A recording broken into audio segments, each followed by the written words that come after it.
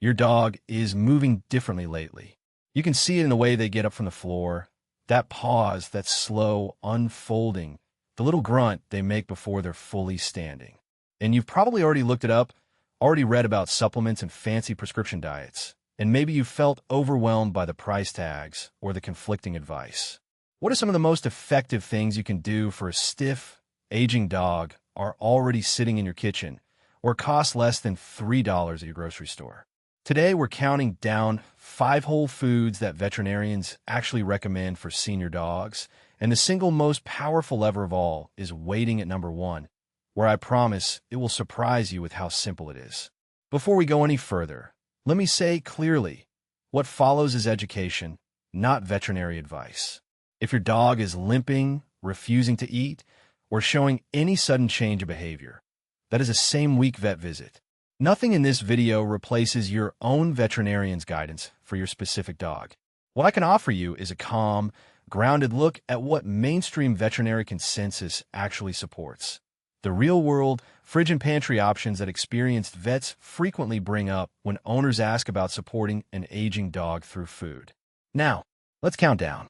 We're starting at number 5, working toward number 1, and I want you to stay with me all the way to the end, because the item at the top of this list isn't a food at all, and yet orthopedic vets consistently call it the single greatest thing an owner can control for a joint-stiff senior. You'll understand why when we get there. Number 5 is blueberries.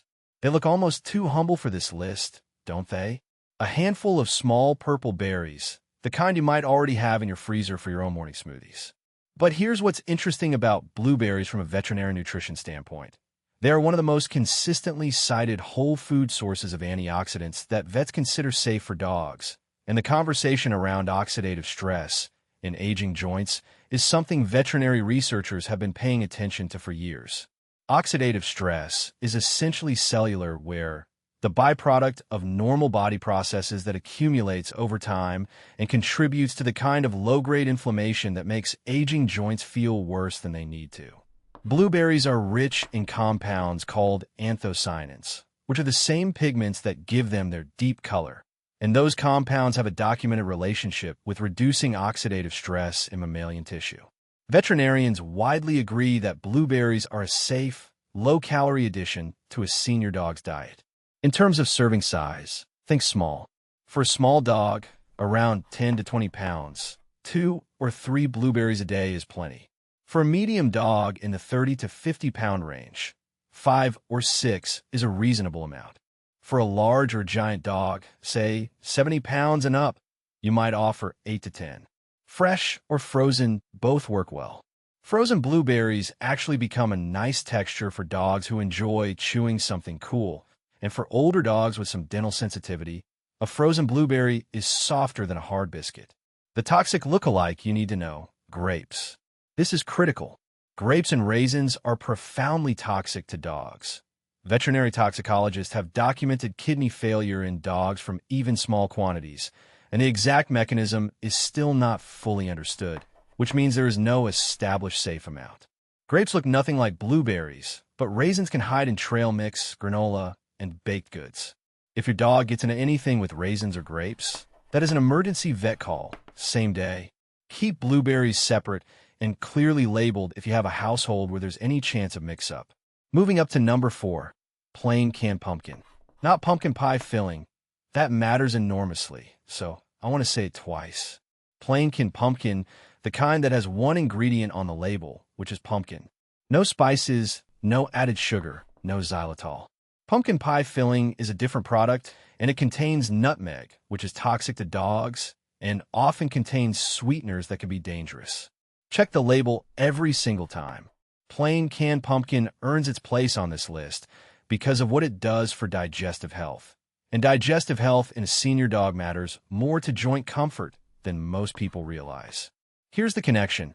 Aging dogs are frequently on long-term, non-steroidal anti-inflammatory medications prescribed by their vets for joint pain. Those medications are genuinely helpful, but they can be hard on the gastrointestinal tract. A dog whose stomach is chronically unsettled is a dog who isn't absorbing nutrition efficiently, who may be eating less or eating erratically, and who is probably not maintaining the stable weight and muscle tone that protects joints. Pumpkin is extraordinarily high in soluble fiber, which supports healthy gut motility without being harsh. Veterinarians commonly recommend it for dogs experiencing soft stools or constipation, and it has the unusual quality of helping with both conditions depending on what the gut needs. For a small dog, 1 to 2 teaspoons mixed in a food is plenty. For a medium dog, a tablespoon works well. For a large dog, 2 tablespoons. You can refrigerate and open can for up to 4 or 5 days. Many dogs love the flavor. It's mildly sweet and earthy, and it blends easily into kibble or wet food. What does it replace? If you've been adding bits of table food to entice a picky senior dog to eat, pumpkin is a far better mixer than the things most people reach for: butter, broth with onion, or cheese. It adds bulk and palatability without adding empty calories, which matters for the reason we'll talk about at number 1. Stay with me. We're about to hit the middle of the list, and the next food is one that surprises people every time. Number 3, green beans. Plain, unsalted green beans, fresh, frozen, or canned with no added sodium, are something orthopedic vets and veterinary nutritionists bring up repeatedly in the context of senior dog weight management.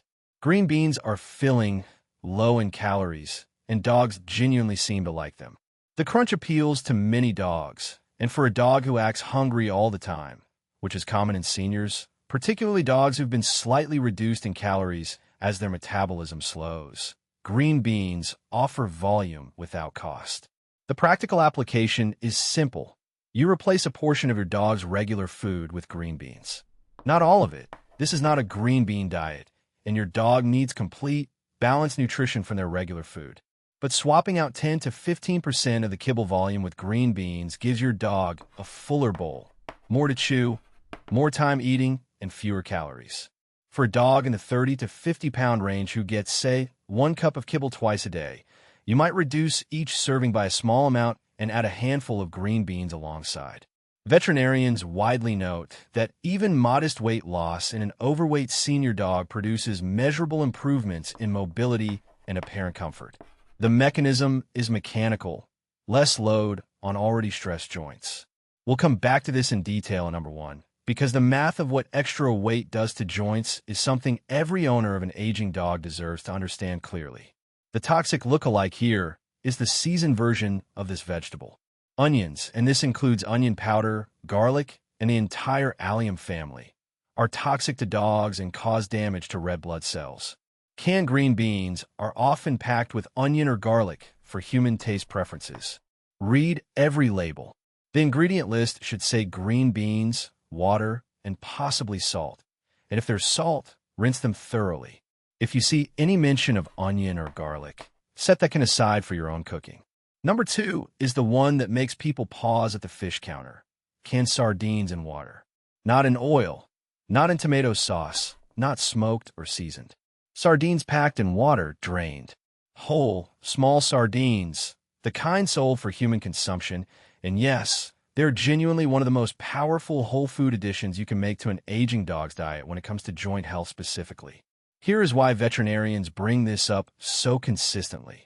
Sardines are one of the richest available sources of omega-3 fatty acids in whole food form, specifically EPA and DHA, eicosapentaenoic acid and docosahexaenoic acid, which are the forms that the body uses most directly for managing inflammation. The anti-inflammatory properties of omega-3 fatty acids in joint tissue are among the most well-supported findings in veterinary nutrition research. Sardines are also small, short-lived fish, which means they accumulate far less mercury than larger fish like tuna. The bones in canned sardines are soft, fully cooked, and safe, and they add calcium. The whole fish is usable. For a small dog, a quarter of a small sardine once or twice a week is a reasonable starting point. For a medium dog, half a sardine. For a large dog, 1 full sardine. This is not a daily topping. The fat content adds up, and the goal is to supplement a complete diet, not replace it. If your dog is over 8 years old and has never had sardines, start slowly and watch for any digestive looseness in the first week. Most dogs adjust easily, and most dogs are extremely enthusiastic about this particular addition. What does it replace?